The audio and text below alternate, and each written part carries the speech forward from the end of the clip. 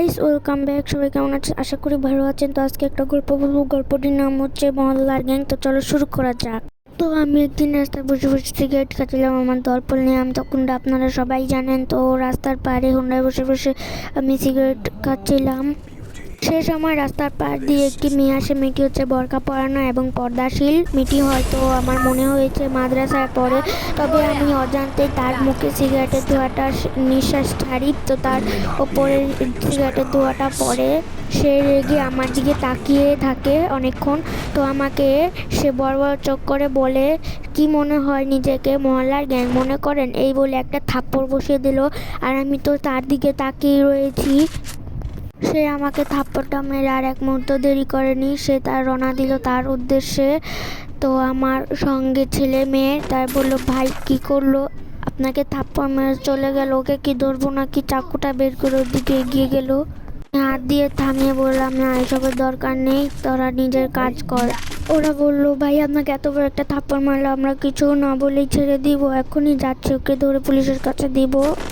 তারপর আমি বললাম, এ বেটা চুপ থাকতো, আমি বলছি না একবার, না না মানে না।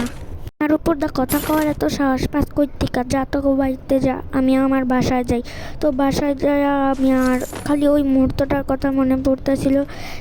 মেয়েটা আমাকে থাপ্পড়টা মেরেই চলে গেল। এই মেয়েটা কে? তার কথার শব্দটা আমার এখনো কানে ভাসে। কি নিজেকে কি মনে করেন? নিজেকে কি মহল্লার গ্যাং মনে করেন? এই কথাটা আমার বারবার শুধু মাথায় ঢুকতেছিল। আর আমি মেয়েকে খুঁজে বের করবই। এই মেয়েটা কে? তো তারপর দিন সকালে আমি ওই জায়গাটায় চলে গেলাম আমার দলপল নিয়ে। তো বারবার এক রিক্সা থামিয়ে জিজ্ঞেস করতে তো একটা রিক্সা আসছে। সেই রিক্সায়ও মানে একটা মেয়ে বসেছিল। মেয়েটা পর্দাশীল না এবং বোরকাও পরানো, কোথা থেকে যেন আসছিল। তো আমি আমার সঙ্গপঙ্গকে বললাম, যা জিজ্ঞেস কর এইটাই কি ওই মেয়েটা নাকি? তো ওরা জিজ্ঞেস করলো, এই আপু বলেন তো, শুধু ওইটুকু বলবে, নিজেকে কি মনে হয়, নিজেকে কি মহল্লার গ্যাং মনে হয়? তো বলল ওই মেয়েটার একটু ভয় ভয় বলল। তো বলার পর আমার মনে হলো না, এই মেয়েটা না। তারপর আমি আমার সঙ্গপঙ্গকে বললাম, এই মেয়েটা না রে, এটাকে ছেড়ে দে। তারপর ওরে বললো, যান ভাই যান। রিক্সা চড়ে সেই মেয়েটা চলে গেল। তো আমি আমার সঙ্গপঙ্গকে নিয়ে আবার রাস্তার ধারে বসে বসে আড্ডা দিচ্ছিলাম যে এই মেয়েটা কে হতে পারে, এই মেয়েটাকে খুঁজে বের করতেই হবে, এই মেয়েটা কে। এই বিষয়ে আমি আলোচনা করছিলাম।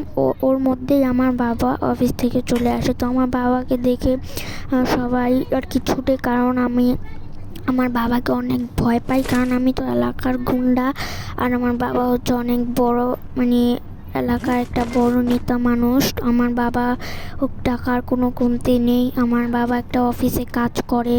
তো সেখান থেকে আসার সময় সবাই ছুটে যায় আর আমাকে বলে, ভাই ভাই আপনার বাবা আসতেছে, তো দৌড় দেন। তো আমি তাদের কথা মতো হোন্ডা নিয়ে R15 নিয়ে ভু করে বাসায় চলে আসি। বাসায় চলে এসে ফ্রেশ ট্রেশ হয়ে মাকে বলি, ভাত দাও। সবাই এক টেবিলে বসে ভাত খাচ্ছিলাম। তারপর আমার মেয়েটার কথা মনে পড়ছিল।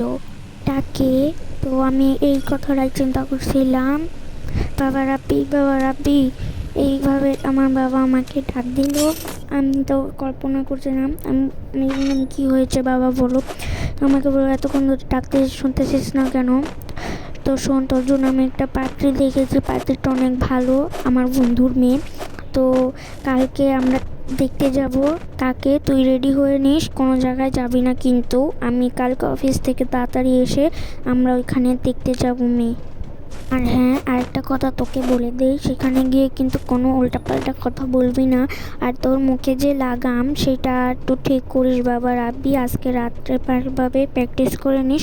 কালকে কিন্তু আমরা তাড়াতাড়ি চলে যাব। আর এই শাইলা শোনো, তুমি কিন্তু তাড়াতাড়ি রেডি হয়ে নিবে, ঠিক আছে? কালকে আমরা তাড়াতাড়ি চলে যাব ওইখানে অফিস থেকে। আমি তাড়াতাড়ি এসে পড়বো, ঠিক আছে? তোমরা সবাই রেডি হয়ে থাকবে। আর এই রাব্বি, তোর উদ্দেশ্য করে আমি বলছি, কালকে কিন্তু ওই তোর গুন্ডা দলপলের সাথে একটুও যাবি না। কালকে তাড়াতাড়ি বাসায় এসে পড়বি এবং কোনো জায়গায় যাবি না, না গেলেই ভালো হয়। আমি কালকে অফিস থেকে এসে পড়বো। যদি শুনি তুই ওইখানে গেছিস, তাহলে তোর 12টা বাজেই ছাড়বো। তো আমি এখন যাই, বেডরুমে শুয়ে থাকি। তুই যা, নিজের ঘরে যে শুয়ে থাক। কালকে সকাল সকাল উঠতে হবে কিন্তু, একটু মার্কেট যেতে হবে, ঠিক আছে? আমি বাবার সব কথা মনোযোগ দিয়ে শুনলাম আর বাবাকে বললাম, বাবা ঠিক আছে তুমি যাও এখন শুয়ে পড়ো, আমি আমার একটা কাজ আছে, আমি সেটা একটু করে আসি। তো আমি এটা বলে একটু বাসার নিচে গেলাম, তো আমার সঙ্গপঙ্গকে ফোন দিলাম, তারা আসলো। তো বললাম, আরে ভাই দেখ, বাবা তো আমার জন্য পাত্রে দেখছে, মানে তোরা কী করছ? ওরা বললো, ভাই আপনার বয়স হয়ে গেছে, বিয়া করে আলার না। আমি বললাম, তোর ওটা কী কস, এখন যদি বিয়া শাদি করে হলাই তাই কেমনি কি? ওরা বললো, আরে ভাই আপনি কোনো চিন্তা করেন না, আপনারা বিয়াটা করে আলান। তো আমি বললাম, ঠিক আছে, তোরা যখন করতেছিস কালকে দেখা এই মেয়েটা কেমন হইতে পারে। এসব নিয়েই আমরা কথা বলতেছিলাম। তো এরকম সময় বাবা আমাকে ফোন দিয়ে বলল, বাবা রাব্বি কোথায়, তাড়াতাড়ি বাসায় আয়। তো আমি বললাম, ঠিক আছে বাবা আসছি। তো এরপরে কি হয় সেটা জানার জন্য আপনাদের দেখতে হবে পার্ট 2। আমাদের এর সাথে থাকবেন।